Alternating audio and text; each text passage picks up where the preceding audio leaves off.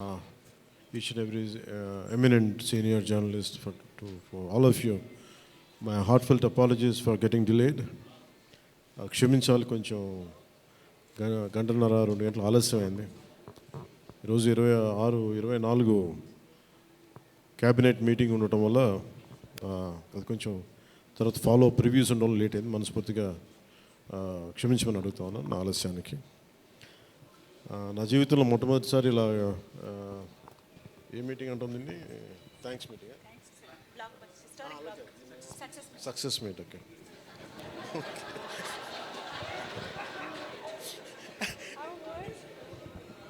కొంచెం పక్క సరిపోదు,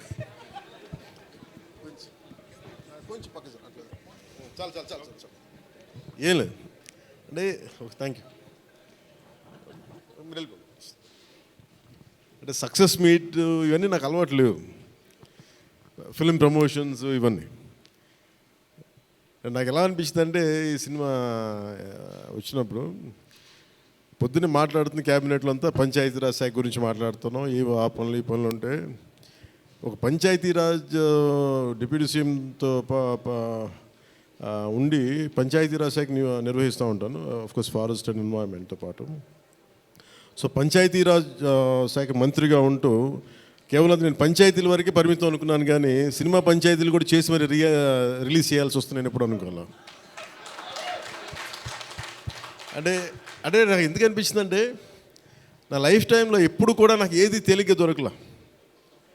ఒక చిన్నపాటి అచీవ్మెంట్ కావచ్చు, ఒక నేర్చుకోవడం కావచ్చు, మేబీ అందరికీ ఇదే ఉంటుందేమో నాకు తెలియదు, కానీ నాకు ఏది కూడా ఏమంటుందని వడ్డించిన విస్తరి కాదు నా జీవితం. ఇప్పుడు అన్నీ కింద పడి ఇన్నాళ్ళకి పోనీ మనం డిప్యూటీ సీఎం అయ్యాం, సినిమా అలా రిలీజ్ అవ్వాలి కదా అని 70 రిలీజ్ అవ్వాలి. ఎంత అంటే ఎన్ని ఇబ్బందులు పడాలి, పంచాయతీలు చేయాలి, ఇవన్నీ చేస్తే నాకు ఒకసారి అలసట వచ్చేస్తాయి. నిద్రలేదు గత వారం రోజులుగా. నా జీవితంలో అది నేను ఆల్మోస్ట్ ఫిల్మ్ ఇండస్ట్రీకి వచ్చి almost close to 28 to 29 years. ఇన్ని సంవత్సరాలు మాట్లాడిన దాంట్లో మొన్న 2 days ఈ సినిమా గురించి మాట్లాడిన దాంట్లో కనీసం 10% కూడా మాట్లాడి లాస్ట్ 28 ఇయర్స్లో. అంటే నాకు ఒక్కోసారి అనిపిస్తుంది, అసలు సినిమా ఎవరితో మాట్లాడకూడదు, ఒంటరిగా ఉండాలనుకున్నాడేమో. నన్ను ఇలా పబ్లిక్ లైఫ్లోకి వచ్చాం. అసలు సక్సెస్లకి లేదా అన్నిటికీ అతీతంగా ఉండాలనుకుంటే నాకు భగవంతుడు నా చేత ఎలా చేయించాడంటే, కూర్చోబెట్టి నీ సినిమా నువ్వు కూడా ప్రమోట్ చేసుకునే పరిస్థితికి తీసుకొచ్చాను నన్ను. ఇది నాకు చాలా ముందస్తుగా చాలా ఆనందాన్ని ఇచ్చింది, ఒక బాధ్యత తీసుకోవటం. సినిమా సక్సెస్లు ఇవి ఎట్లా ఉంటాయి, రికార్డ్స్ ఇవన్నీ నాకు నిజంగా తెలియదు. నేను ఎందుకంటే అవి ఎప్పుడు తలకెక్కించుకోను కూడా. అది మంచి ఉన్నాయి, దాంట్లో పోయినవి ఉన్నాయి, హిట్ అయినవి ఉన్నాయి. ఇప్పుడు ఈరోజు ఈ సక్సెస్ కానీ ఇవన్నీ ఇది ఏ స్థాయి ఎలా అనేది నాకు నిజంగా తెలీదు యాజ్ టైమ్ అన్ఫోల్డ్స్. కానీ ఒకటేమనిపించిందంటే,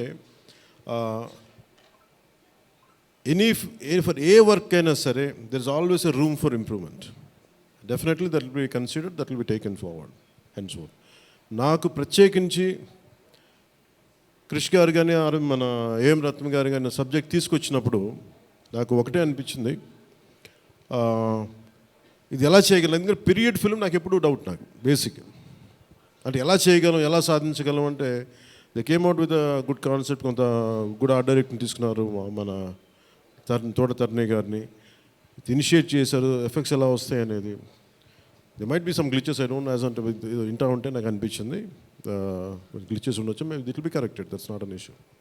కాకపోతే ఏంటంటే మోర్ దెన్ ఎఫెక్ట్స్ వీటన్నిటికంటే కూడా ఒక emotional engagement to a story. మనం ఒక సినిమాకి వెళ్ళినప్పుడు మనకు గుర్తుండిపోయేది ఏవి ఎలా ఉన్నాయని కంటే కూడా what do we carry in our heart. మన గుండెల్లో మనం ఏం తీసుకొస్తాం, ఏ జ్ఞాపకాన్ని పట్టుకొస్తాం, ఏ ఎమోషన్ని తిరిగి ఇంటికి తీసుకొస్తాం అనుకుంటే, నాకు ఒకటే ఈ సినిమా నేను ఒప్పుకున్నప్పుడు నాకు ఏమనిపించిందంటే, ఇది మొఘల్కి సంబంధించింది. మన చిన్నప్పటి నుంచి స్కూల్స్లో చదువుకున్నప్పుడు always we hear about how Akbar is great, how Shahjahan is by creating Taj Mahal, how what an artistic personality, what an artistic emperor, what an aesthetic sensibilities on emperor. When it comes to Aurangzeb, what a pious religious man. He never used to take anything from his own kingdom. Always he used to earn his own bread by stitching topis and also something like making some dharmic granths. ఎప్పుడు మాట్లాడారు కానీ but the darkest side మన చిన్న line ఉంటుంది. ఎప్పుడు నేను చిన్నప్పుడు స్కూల్లో మన సోషల్ టెక్స్ట్ బుక్లు చదువుకున్నప్పుడు జిజియా గురించి ఒక చిన్న simple line used to be there, that's it. He levied జిజియా ఆన్ హిందూస్ అని. ఈ సినిమా చేస్తున్నప్పుడు నాకు అది గుర్తొచ్చింది. ఒరిజినల్గా ఈ కథ చేసేటప్పుడు సింపుల్ లైక్ ఎనీ ఇమిగ్రేషన్, మన ఎయిర్పోర్ట్కి వెళ్తే ఇమిగ్రేషన్ ఎలా ఉంటుందో అలాగే కైండ్ ఆఫ్ ఇమిగ్రేషన్ అది. హిందూగా ఉంటాం, ముస్లింగా ఉంటాం అంటే, లేదా విల్ బి హిందూ లైక్ బొట్టు పెట్టుకుని ట్యాక్స్ పే చేసి వెళ్ళిపోతారు, అంతే. That's the sequence. So once the producer and కృషి గారు హ్యావ్ డిసైడెడ్, అండ్ జ్యోతి కృష్ణ గారు have decided it should be 2 parts. అంటే లెంత్ 4.5 hours వచ్చేసింది కాబట్టి మనం ఫస్ట్ మన దీన్ని 2-2.5 గంటలకు చేయాలనుకున్నప్పుడు అప్పుడు ఇంటర్వెల్ పాయింట్ ఎక్కడ పెట్టాలంటే ఇది ఏమంటుందండి, చౌకీటానా. ఈ చౌకీటానా దగ్గర ఆగిపోయింది. సో అక్కడి నుంచి దాన్ని నాకు చేస్తున్నప్పుడు నాకేమనిపించిందంటే, వి కెనాట్ అండూ హిస్టరీని అండూ చేయలేం, కానీ can we address the past mistakes of the history?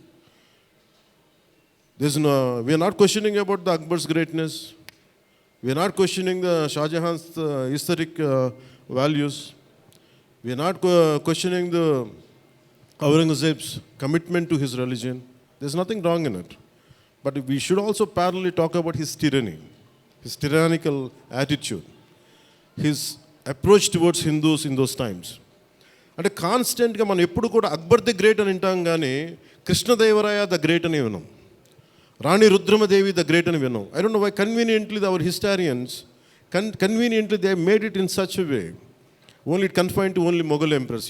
తిప్పి కొడితే Mughals rule only for 200+ years, వెరాజ్ చాళుక్యాస్, వెరాజ్ పల్లవాస్, ఇక మన ఇన్ కాకతీయాస్, విజయనగర సామ్రాజ్యం, హండ్రెడ్స్ ఆఫ్ ఇయర్స్. కానీ ఎందుకు అది వారి మన హిస్టరీ రాసిన వాళ్ళు మన రాజుల పైన చిన్న చూపు చూశారని చెప్పచ్చు. The belittle rest of the dynasties when compared to Mughals. ఇది ఎక్కడో back in my mind it use to be there. So when you could convey the greatness of an Akbar, when you say that how committed religious man Aurangzeb was, so why can't we talk about jizya? It's always interesting.